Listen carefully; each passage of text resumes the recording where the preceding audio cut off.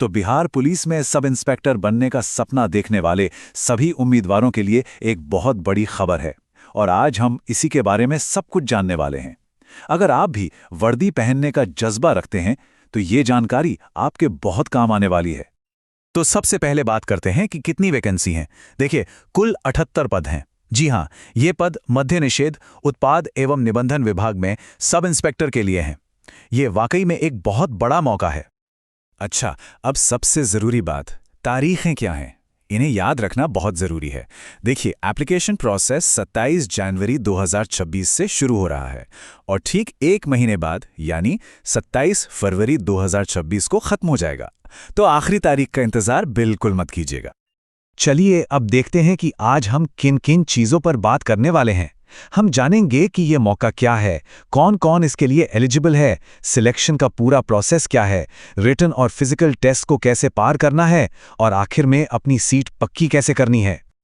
तो चलिए सबसे पहले शुरू करते हैं और समझते हैं कि बिहार पुलिस अवर सेवा आयोग की तरफ से आया ये अवसर असल में है क्या। देखिए, किसी भी एग्जाम की तैयारी शुरू करने से पहले एक सवाल आता है, क्या हम इसके लिए एलिजिबल हैं? और ये जानना सबसे पहला और सबसे जरूरी कदम होता है। तो अब बात करते हैं एलिजिबिलिटी की, मतलब कौन कौन अप्लाई कर सकता है। इसमें हम 3 मुख्य चीजें देखेंगे: एजुकेशन, एज और फिजिकल स्टैंडर्ड्स। एजुकेशन की बात करें तो इसकी शर्त बहुत सीधी सी है। किसी भी मान्यता प्राप्त यूनिवर्सिटी से ग्रेजुएशन की डिग्री होनी चाहिए। बस, आपका सब्जेक्ट कोई भी हो चलेगा। अब आते हैं उम्र पर, जो कि बहुत ज़रूरी है। यहाँ हर कैटेगरी के लिए उम्र की सीमा अलग अलग है। मिनिमम एज तो सभी के लिए 20 साल है, लेकिन मैक्सिमम एज में फ़र्क है। जैसे जनरल कैटेगरी में पुरुषों के लिए 37 और महिलाओं के लिए 40 साल। वहीं दूसरी कैटेगरीज को नियमों के हिसाब से छूट भी दी गई है। तो इस टेबल को ज़रा ध्यान से देख लेना चाहिए। एलिजिबिलिटी का तीसरा और अहम हिस्सा है फिजिकल स्टैंडर्ड्स, मतलब हाइट, चेस्ट वगैरह। यहाँ भी मेल और फीमेल कैंडिडेट्स के लिए और अलग-अलग कैटेगरी के लिए क्राइटेरिया अलग-अलग हैं। जैसे हाइट, चेस्ट का माप और फीमेल कैंडिडेट्स के लिए कम से कम 48 किलो वजन होना जरूरी है। चलिए, एलिजिबिलिटी तो समझ ली। अब ये देखते हैं कि सिलेक्शन होगा कैसे, मतलब रिटन टेस्ट से लेकर फाइनल मेरिट तक का सफर कैसा होने वाला है। तो ये पूरा सिलेक्शन प्रोसेस जो है वो असल में 3 स्टेज का है। सबसे पहले होगा प्रीलिम्स, यानी पहली लिखित परीक्षा। उसे क्लियर करने के बाद आएगा मेंस, यानी दूसरी लिखित परीक्षा। और इन दोनों को पार करने के बाद आखिर में होगा फिजिकल एफिशिएंसी टेस्ट। अब जरा इन रिटन एग्जाम्स को थोड़ा और गहराई से समझते हैं। आखिर ये प्रीलिम्स और मेंस हैं क्या और इनमें फर्क क्या है, चलिए देखते हैं। यहां एक बहुत बड़ा अंतर समझना जरूरी है। जो प्रीलिम्स एग्जाम है वो सिर्फ एक क्वालिफाइंग टेस्ट है, मतलब इसे बस पास करना है ताकि आप अगले राउंड में जा सकें।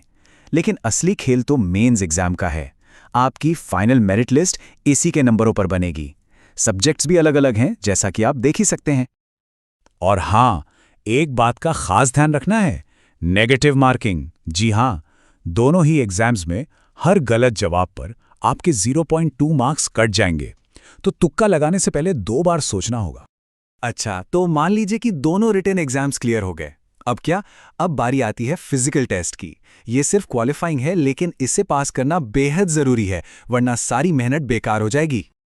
फिजिकल टेस्ट में सबसे पहले है दौड़।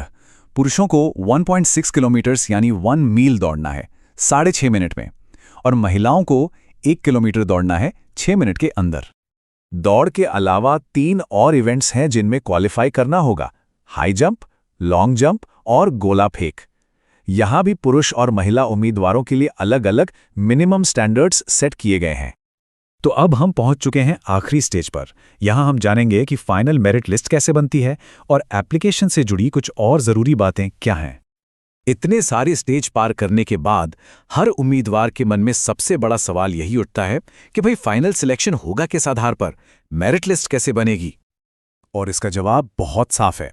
आपकी फाइनल मेरिट लिस्ट सिर्फ और सिर्फ मेंस एग्जाम में मिले मार्क्स के आधार पर तैयार की जाएगी। याद रखिए, प्रीलिम्स और फिजिकल टेस्ट सिर्फ क्वालिफाइंग हैं, उनके मार्क्स फाइनल मेरिट में नहीं जुड़ते। अच्छा, एक और छोटी लेकिन जरूरी जानकारी, एप्लीकेशन फीस कितनी है? तो ये सभी के लिए सिर्फ 100 रुपये रखी गई है। तो सारी जानकारी अब सबके सामने है। सिलेक्शन का पूरा रास्ता साफ है। अब सवाल सिर्फ एक है, क्या आप सब इस चुनौती को स्वीकार करने के लिए तैयार हैं?